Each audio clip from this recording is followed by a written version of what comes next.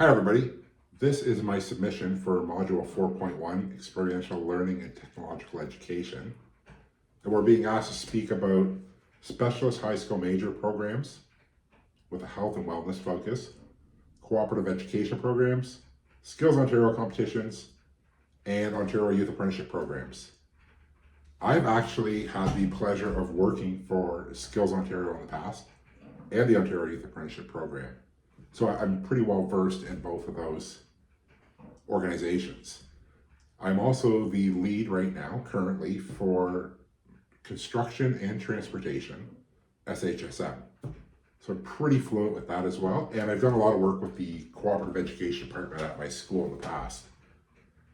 I've actually just recently, as of Friday, accepted a new role at a different school for September where I'll be teaching 3 lines of healthcare. So that's pretty exciting. And then maybe I can play a part in getting a healthcare SHSM at this new school. But the benefits of all of these programs, they give students a lot of hands-on learning, exposure to these career paths, or exposure to career paths that they may not have known that were readily available. I'm actually on May 6th taking a bunch of our transportation and construction students to the Skills Ontario competition, and I've also invited out 8 of our healthcare SHSM students. We actually have a SHSM program at our school that has 60 students in it. It's actually quite large and a little overwhelming for the lead that runs the healthcare portion of SHSM. Co-op programs are also programs that give these students a lot of exposure to these careers. And just like SHSM, it gives them training certifications that are really beneficial, or sometimes even a barrier to getting hired in some of these placements when they exit high school.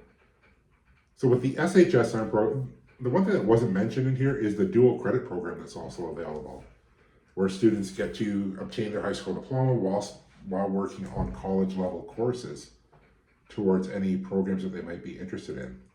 But all of these programs give experience, hands-on opportunity, more exposure, more potential connections, meeting with different stakeholders. It also helps with mentorship programs. I've taken a lot of students to Skills Ontario competitions in the past and had students form mentorships with some people in some of the industries. And it's not necessarily a business per se. It could be with a women leadership group. There's a lot of mentorship opportunities through there. So I really enjoy taking a lot of young ladies to these competitions where they can meet other like-minded individuals. And then they can see other women in some of these careers and their place, how they fit into that role. The Ontario Youth Apprenticeship program is a fantastic program. I've taught summer school with them a few times now, and I work a lot of their events promoting the trades. Sometimes I make a speaker, but that gives the hands-on opportunity. It gives them the workplace setting, it gives them real-world experience. It allows them to develop with other professionals some of those communications that we talk about, whether it's collaboration or teamwork or critical thinking. So these all share the same values and opportunities, and some, like I said, offer training credentials and certifications, which tend to be a barrier to some employers at times. I'm speaking from a construction background mostly when I say when young people don't have WMIS or first aid or working at heights or fall arrest, those types of things are often barriers. And I would imagine in a healthcare setting that might be the same hurdle as well for a lot of young people. So if they can obtain some certifications, gain some skills that can demonstrate to a potential future employer that they have some kind of training, some kind of expertise, some kind of knowledge, a basic understanding of what they would be getting themselves into in one of these healthcare roles, I think that's a huge win across the board. And in terms of these co-op programs that we offer, I know our co-op department places a lot of people at veterinary clinics, working at nursing homes. I don't know if we have anybody working in the hospital right now through our co-op programs. But again, it gives them that real world experience. It helps them with potential interviews in the future, resume building, and it gives them a lot of those soft skills that are very important to employability once they exit high school. The Skills Ontario competition, I really get stuck on this one because I've been to this competition either working it or going as a teacher, I'll say 6 or 7 times now in total. And the experiences that students walk away from every single time. And it can be more exposure to a trade that they really enjoy or were curious about, or it might be discovering a different career path that they had that was not even on their radar initially. And that's the benefit of these programs. And as well, you get to meet other like-minded individuals because we're going on the 6th, which is the high school day, May 6th. So a lot of these students might intermingle with other students. They might run into some classmates or some colleagues from different schools, and they might form friendships and lean on each other in that sense moving forward. Other than that, I'm not quite sure what to talk about. Is there equitable access to these programs? There absolutely is. There are no barriers to entering any of these programs. In fact, we've had several students from all walks of life, especially in our co-op programs, because that's the one that I witnessed the most in our school. But I've seen students from all walks of life, all socioeconomic statuses, all levels of physical ability go through our co-op programs and succeed very well. And then if there are any barriers, we do have our student our student success team involved. We have our guidance department involved to help make sure that student receives the best experiential learning possible. I know this is only supposed to be a 3-minute video, but I don't know how to unpack all that in 3 minutes. So how would I utilize this knowledge in my curriculum building and program promotions? I don't know, I've been doing it for years. Like I said, I've been serving as the SHSM lead. I've been working for OEP for several years. I've been to Skills Ontario competitions so many times.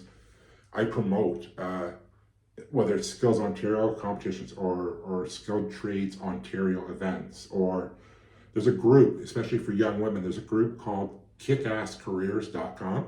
It's an all-female group, or at least it used to be all-female. I was one of the ambassadors at one point in time.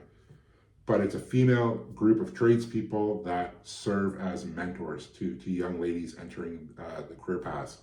There's tools in the trade. There's try a trade. There's tomorrow trades. The list is endless of the amount of experiential learning opportunities that are available for young people.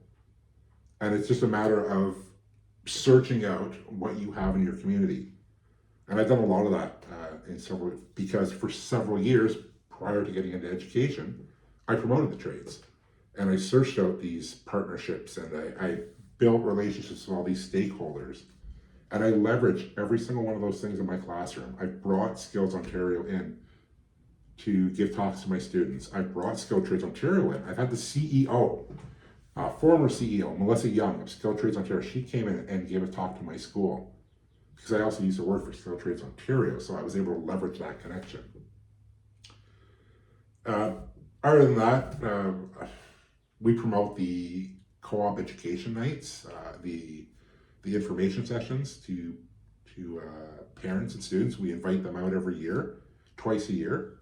And then we also have the co-op employer dinner that we invite local employers to, and we try to bring more local community engagement into our co-op programs through the school board. I don't know a ton about dual credit programs. It's the one thing I haven't really done a lot of work in. It's something I would like to learn a little bit more about, but I do know that it is closely linked to the SHSM and the OEP programming. But either way, these are just endless amounts of programs that, depending on the age of the person viewing this, I did not have these options when I went to high school. I did not have OEP. I did not have SHSM. I don't know there was Skills Ontario competitions when I was in high school, which was many moons ago. But there's endless opportunity now, and it's a win for everybody across the board.